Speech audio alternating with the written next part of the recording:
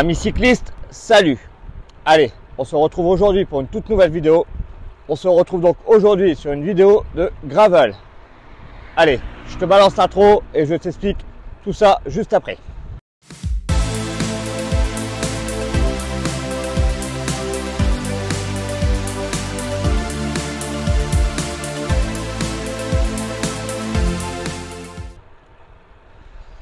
Bon, donc voilà les amis, aujourd'hui nous sommes le dimanche 10 septembre et il m'a pris encore, on va dire, un petit défi. À la base, je devais aller courir à la course de Vieux-Condé. Il est 6h15 du matin et en fait au dernier moment, je m'en vais faire un challenge gravel qui s'appelle le Gravelmin. Donc au départ de Giant Valenciennes. Donc c'est la première édition de ce Gravelmin. Au total, on va parcourir 180 bornes de gravel pour, mon Garmin annonce 1200 mètres de D+. Donc on va partir visiter tout ce qui est Valenciennois, la vallée de l'Écaillon. On va repartir sur le Denésy pour repasser donc au magasin Giant Valenciennes où il y aura un ravito avec sandwich. Et ensuite on repartira donc pour la dernière boucle de 70 bornes du côté donc de l'Amandinois, donc Valenciennois Amandinois, un petit peu sur la Belgique pour le retour au magasin. Bon, je sais pas ce que ça va donner. J'ai jamais fait 180 bornes de gravel. J'ai déjà fait l'année dernière, bon, le 230 route, ça avait passé, mais c'est de la route. Là, gravel, le grand maximum que j'ai fait, c'est 130 bornes solo. Donc je pense que les 180 bornes, ça va passer. On va voir ce que ça va dire tout au long de la journée. Je sais qu'il va faire très chaud, c'est ça, de toute façon il est 6h au matin, 6h15 exactement, et je suis déjà en cuissard court et maillot court, et je peux vous dire que j'ai déjà chaud. Bon, là je me dirige donc vers le magasin, je m'en vais retirer ma plaque, boire un petit café parce que le café est offert, et ça sera le départ donc à 7h en groupe. Allez, je viens donc d'arriver ici au magasin, super accueil. Salut les gars, ça va Valérie? Ça va Valérie? Ça va là? Philippe, j'ai mis le même t-shirt que toi, rouge. Je savais que t'étais là, c'était plus de plaire. Ça va Olive? Voilà, la plaque est arrivée. On est parti pour l'aventure. Je sais pas ce que ça va donner. Allez, c'est parti. Donc là, on attaque par le tour du vignoble. On vient de démarrer du magasin. On est donc 20 participants à cet événement. Comme je disais, encore un challenge de fou. Bon, on est tous partis en groupe. Par contre, je ne sais pas si on va tous rester ensemble ou à un certain moment le groupe va se séparer en deux.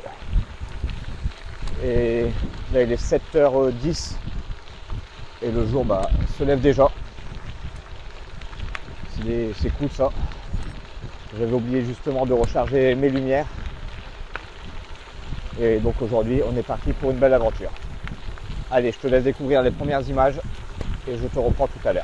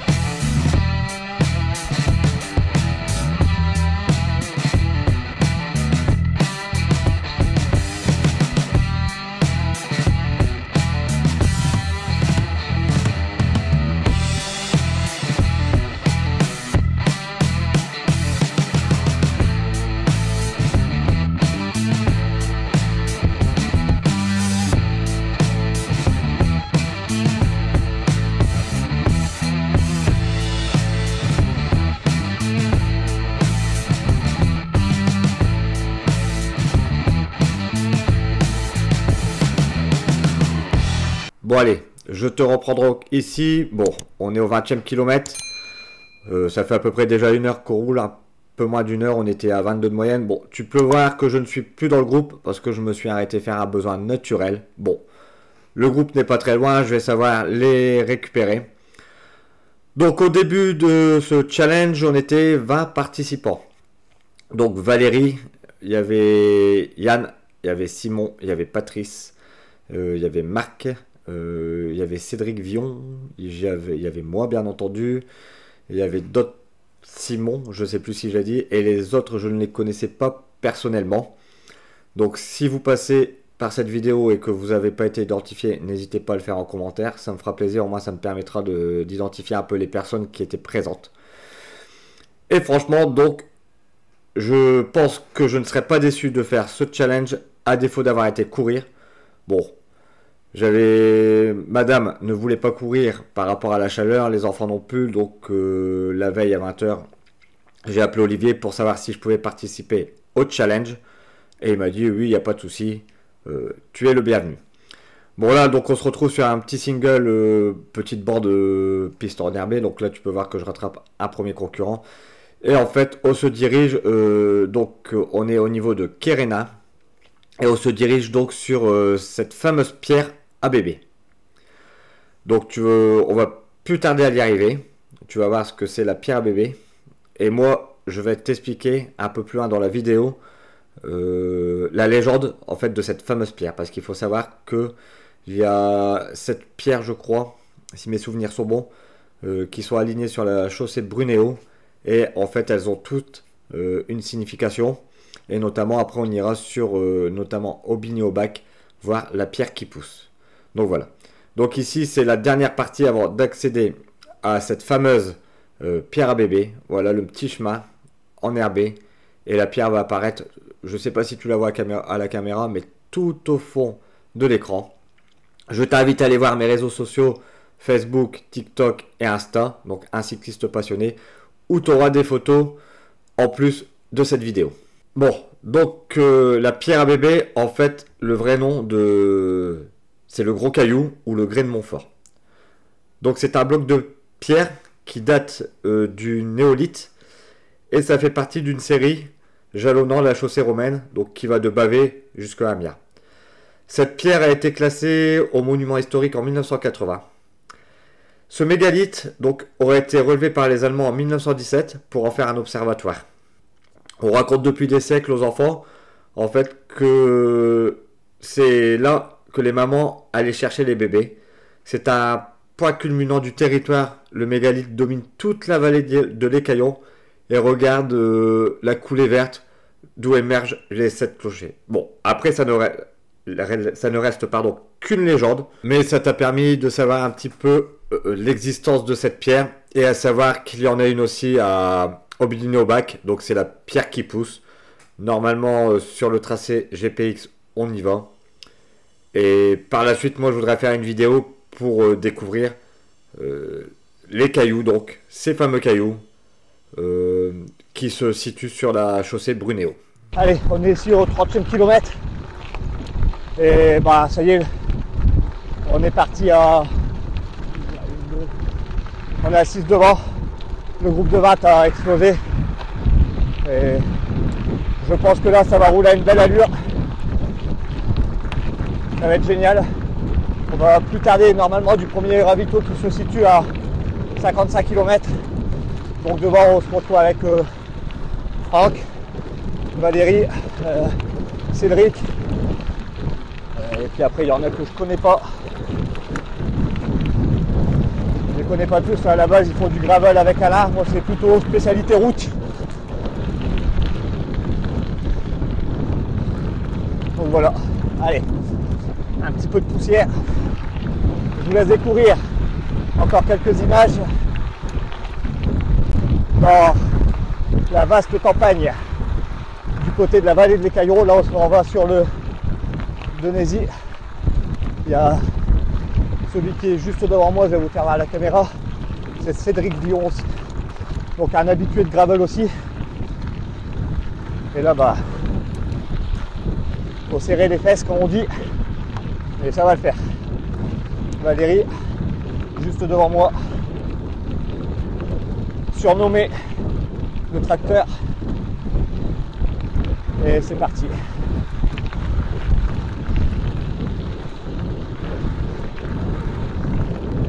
Allez, je te laisse découvrir quelques images.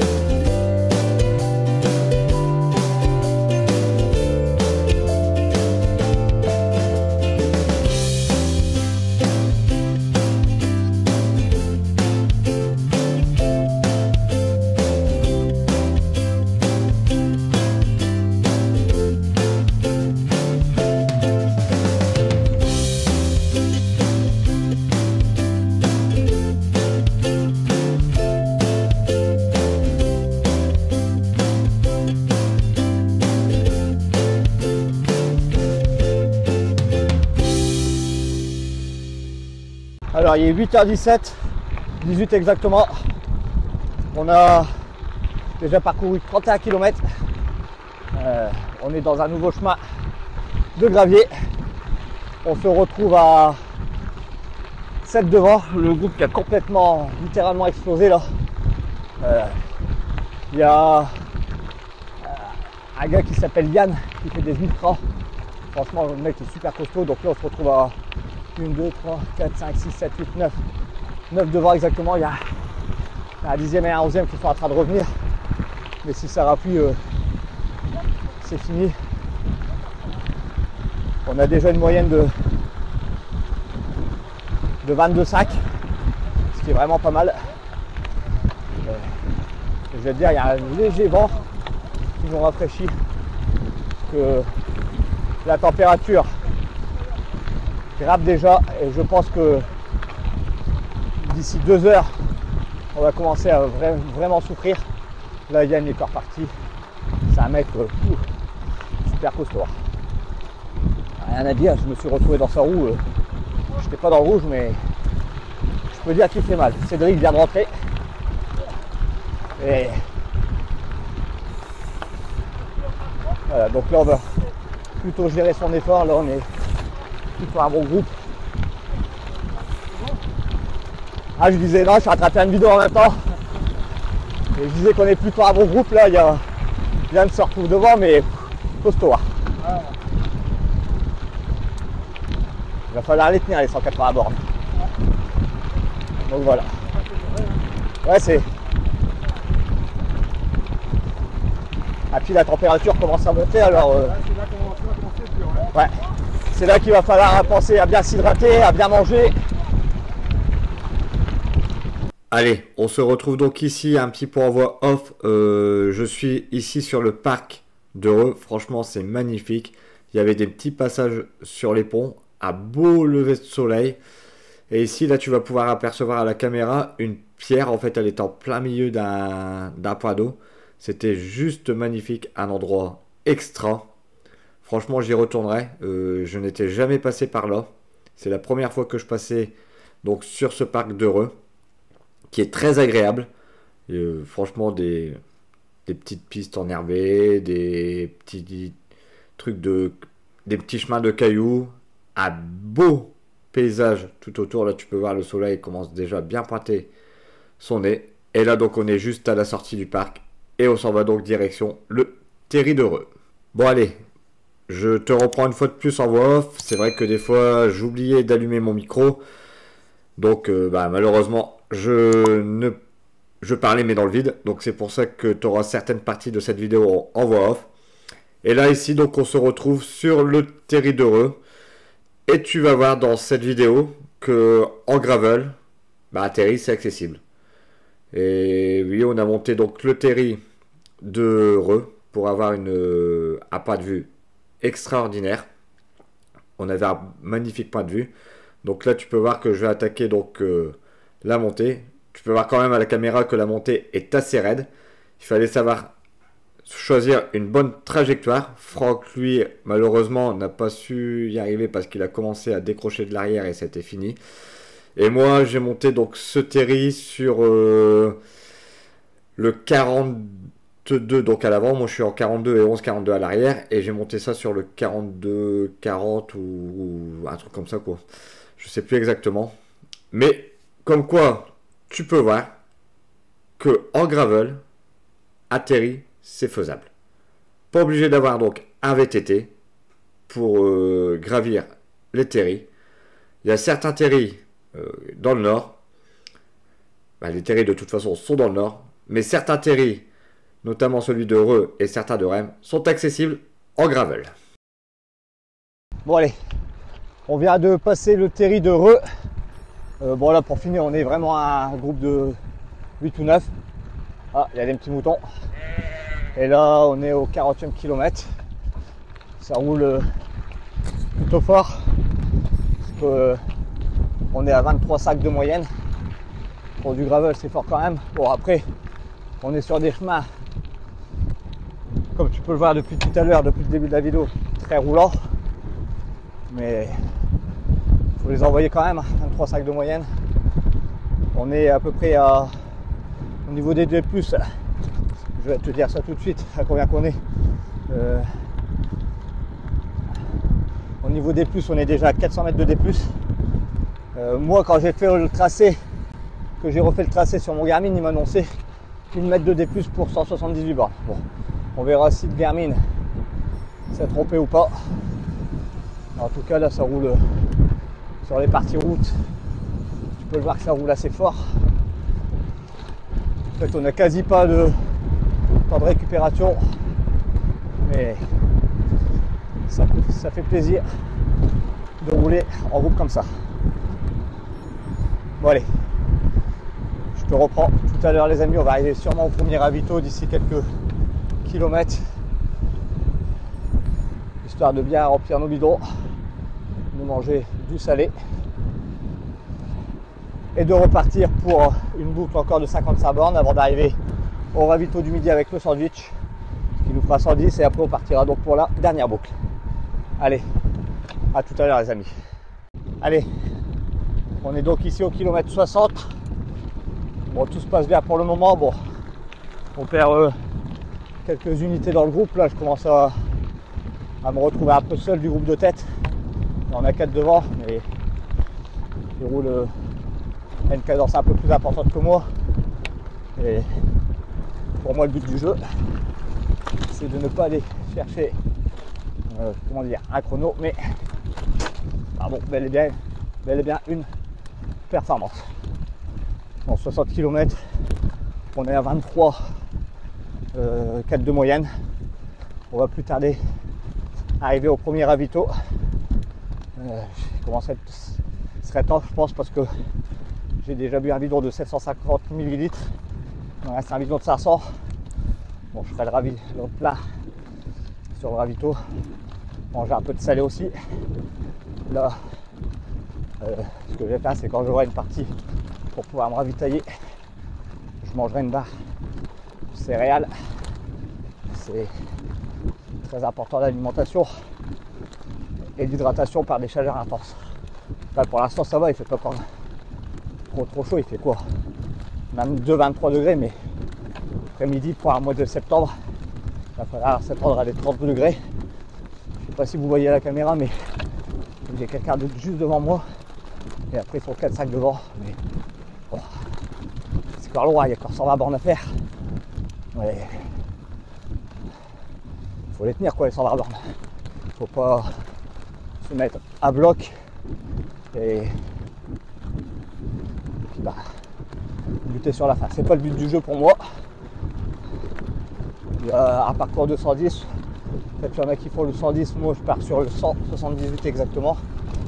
Avec le départ de chez moi et rentrer chez moi, ça va me faire un coup de 195 je crois, un truc comme ça.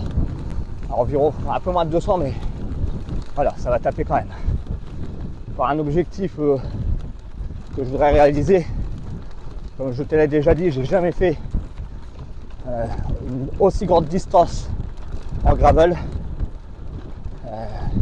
et surtout alors à la base c'était en autonomie totale, mais là maintenant il y aura du poids de ravito par rapport un petit peu à la chaleur. Là je suis vraiment sur un chemin cassant. En fait c'est ce qui fait mal aux pattes. Tu es sur des chemins avec de l'herbe et tout ce qui s'ensuit. Ensuite tu reprends un petit bout de macadam et tu repars sur du chemin cassant. Donc c'est compliqué à gérer. Il faut être à la fois concentré, gérer son effort. Et voilà, donc tu utilises énormément d'énergie. La chaleur qui joue aussi. Tout ça rentre en compte. Mais bon, je remercie encore une fois l'organisation. Donc c'est Giant Cycling Club qui organise cet événement. C'est la première année.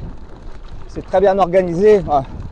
Merci à Olive, merci à Alain et merci Philippe pour les pas de ravito que vous allez faire. C'est génial d'avoir du bénévolat comme ça.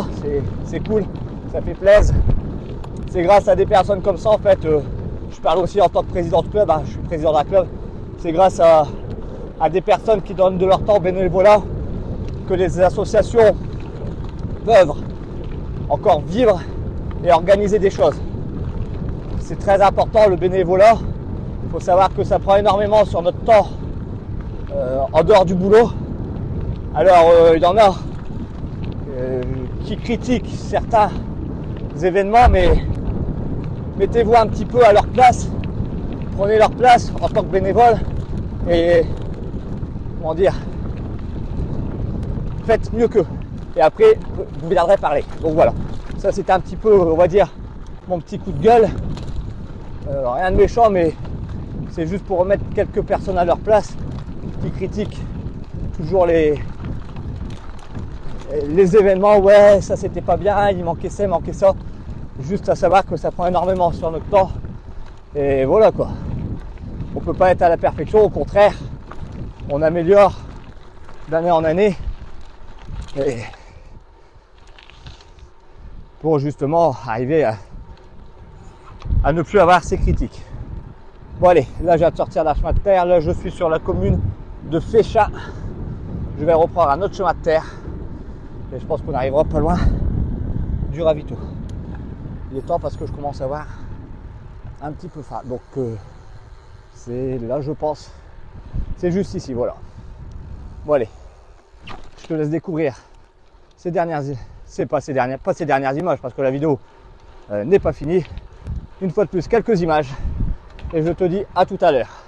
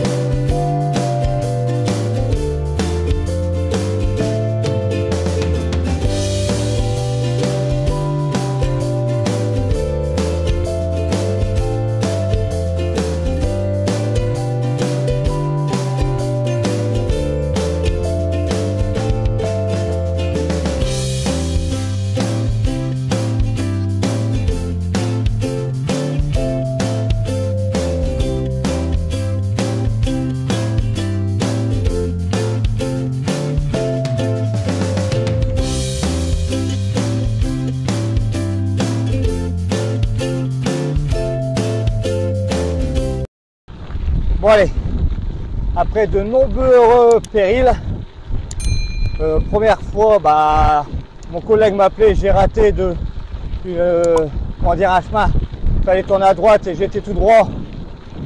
Après le Garmin m'a reconnecté et j'ai raté donc le premier ravito. Et puis là, bah, mon GPS n'a pas bugué, mais en fait, il a pas, je suis un petit peu décalé par rapport à la trace. Donc là, je vais continuer. Il va me recalculer après la trace. Je suis sur le retour du magasin, je suis à 80 bornes. Donc il m'en reste une trentaine avant de boucler la première boucle.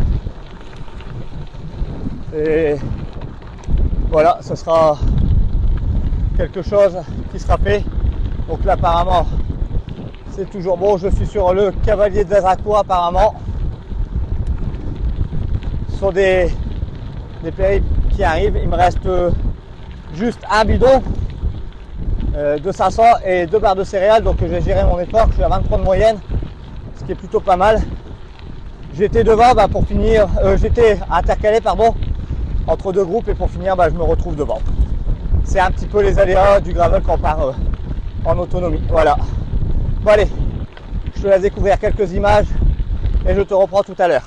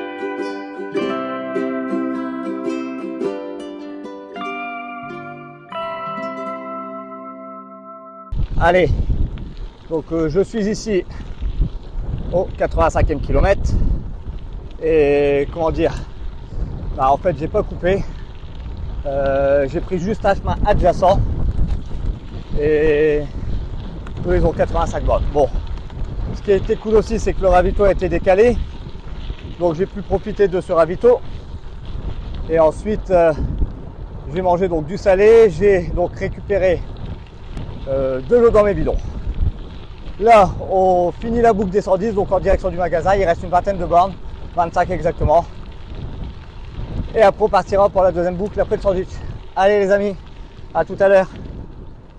Donc c'est parti, la pause du midi a été faite, c'est parti donc pour la deuxième boucle. Deuxième boucle, ça va faire du bien parce qu'on va se retrouver donc en forêt de Saint-Amand. On va être à l'ombre parce que franchement il fait chaud, très très chaud même. Je vais faire attention ici, il y a un stop, c'est bon, il n'y a pas de véhicule, donc il va faire très très chaud. J'ai raté le groupe qui est parti. Donc bah, je vais faire cette deuxième boucle solo. Bon, ça va, je pensais que les jambes elles auraient été lourdes après la première boucle, mais non, elles sont pas lourdes. Tout se passe bien, c'est nickel. Donc je vais continuer à mon rythme.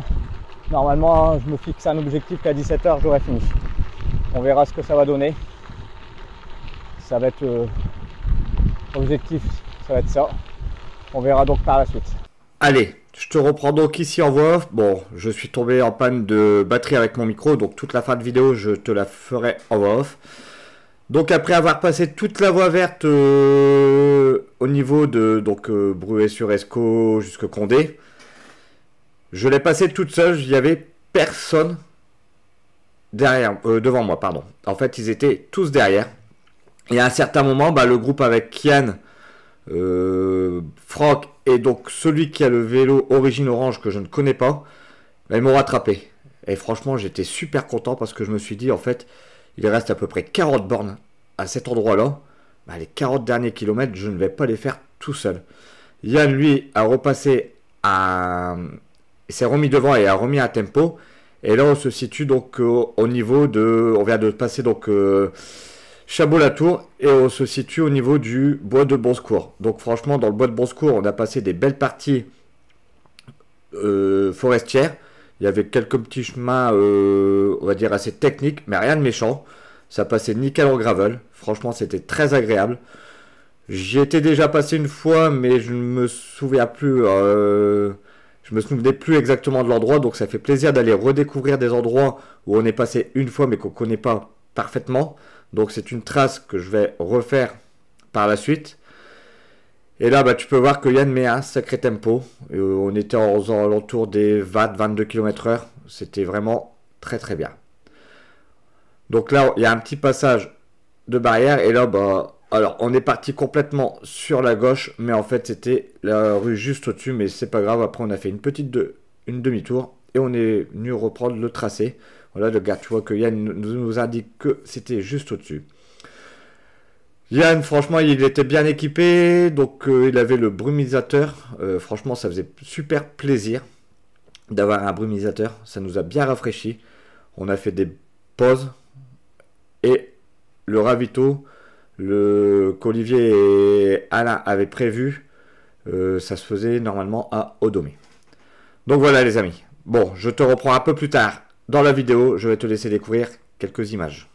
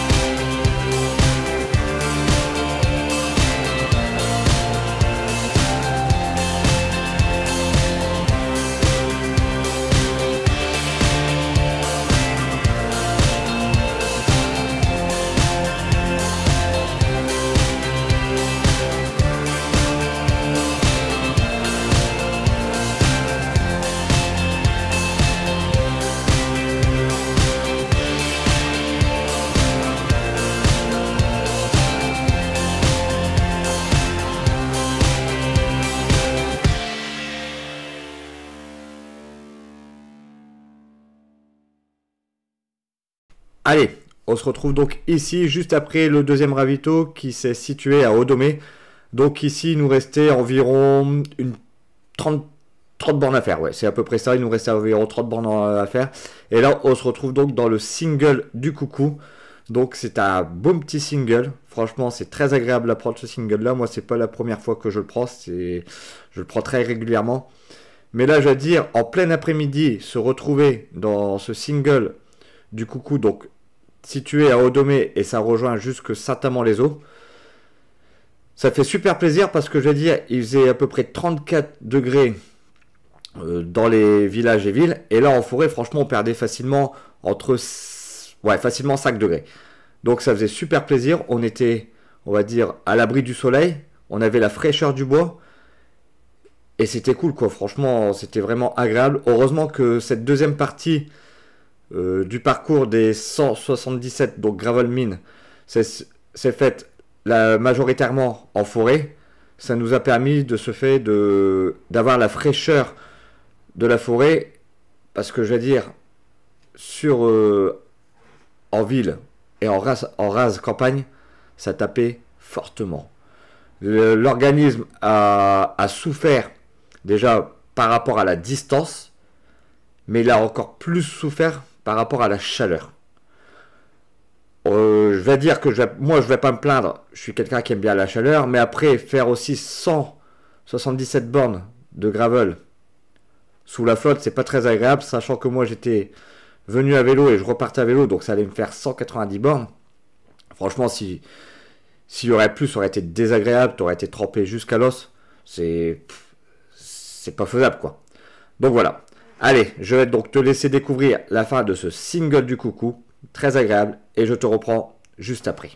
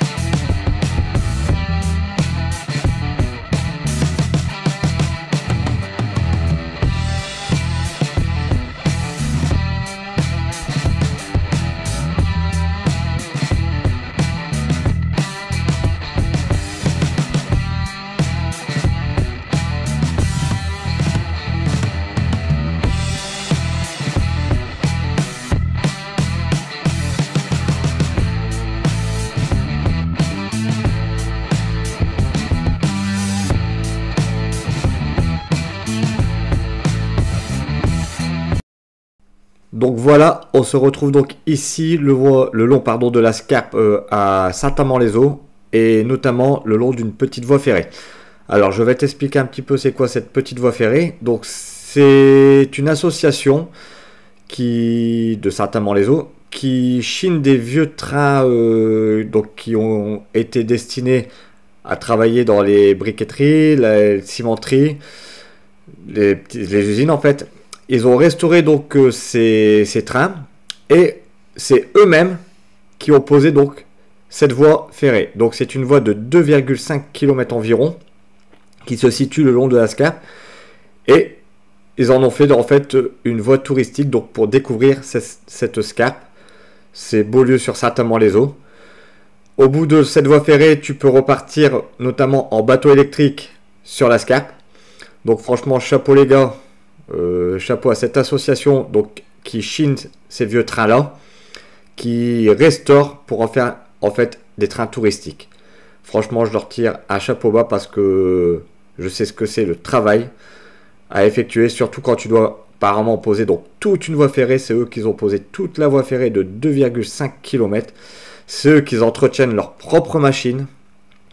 Et un peu plus loin dans la vidéo, tu verras que il y a des travaux toujours sur cette Scarpe et apparemment ils sont en train d'agrandir donc cette voie ferrée. Donc les gars, chapeau à vous.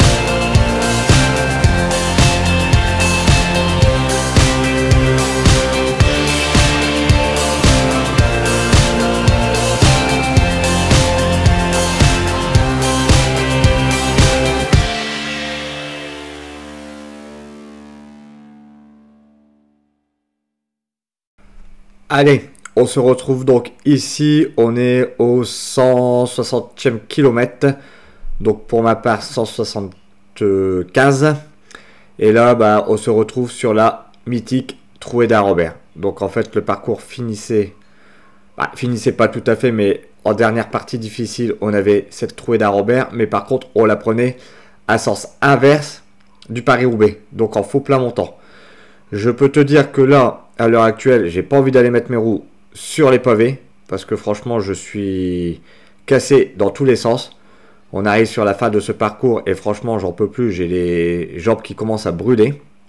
Donc en haut de cette trouée d'Arambert, il y a après un petit single en direction de la Maragorio. Donc on prendra ce petit single en direction de la Maragorio. Et après il nous restera 2 ou 3 chemins de terre à passer. Et on sera sur le retour du magasin. Donc là tu peux voir que j'appuie quand même encore sur les pédales. De toute façon si tu n'appuies pas, t'avances pas et tu tombes, hein, malheureusement. Mais je sens vraiment que mon corps commence à être, on va dire, à bout. Il faut se dire que là on est à peu près à 7h30 de vélo, si c'est pas plus. Donc sous une chaleur en plus qui... Heureusement l'après-midi, je te l'ai dit, on était plus dans la forêt de Saint-Amand. Donc on a perdu une bonne dizaine de degrés, mais sinon à l'heure actuelle là il fait encore à peu près 34 degrés, ce qui est énorme. Donc en fait tu es en grande souffrance au niveau de la chaleur. Donc tu utilises beaucoup plus d'énergie. Ton corps, tu as besoin de beaucoup l'hydrater. Et heureusement que donc il y avait ces ravitaux entre deux où on a pu pouvoir recharger nos bidons. Parce que sur cette sortie là, franchement, j'ai bu énormément. Il fallait pas avoir une insolation, avoir une déshydratation. L'alimentation était très importante. Parce que tu pouvais avoir une défaillance à tout moment. Mais bon, ce ne fut que du plaisir sur cette sortie gravel mine de 177 bornes exactement. Donc moi avec l'aller et le retour chez moi, ça m'a fait 190, ce qui est énorme. C'était une première fois pour moi de faire 190 bornes en gravel, mais franchement une bonne expérience et ça sera à refaire. Bon allez, je vais te laisser découvrir ces quelques dernières images et je reviens vers toi en toute fin de vidéo.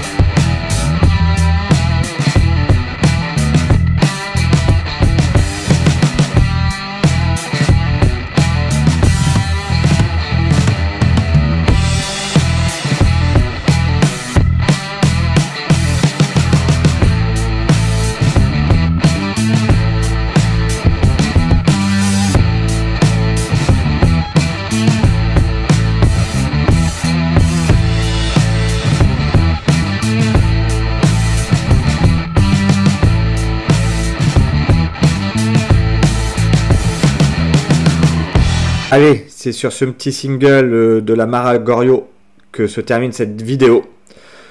Donc, on aura été 20 participants. Il y aura eu, si mes souvenirs sont bons, 18 ou 17 finishers. Alors, on a fait cette sortie-là. Donc, moi, j'ai fait 190 bornes de gravel à une moyenne de 23,4 sous une très bonne chaleur. Dirons-nous même une chaleur écrasante. J'ai vraiment adoré ce gravel mine. J'espère que l'année prochaine, il y aura lieu ce gravel mine parce que j'y reparticiperai. Moi, j'espère que tu auras aimé cette vidéo. En attendant, n'oublie pas de liker, partager et de t'abonner à la chaîne. Active cette putain de cloche pour ne pas rater les prochaines vidéos. Et je te dis à très bientôt.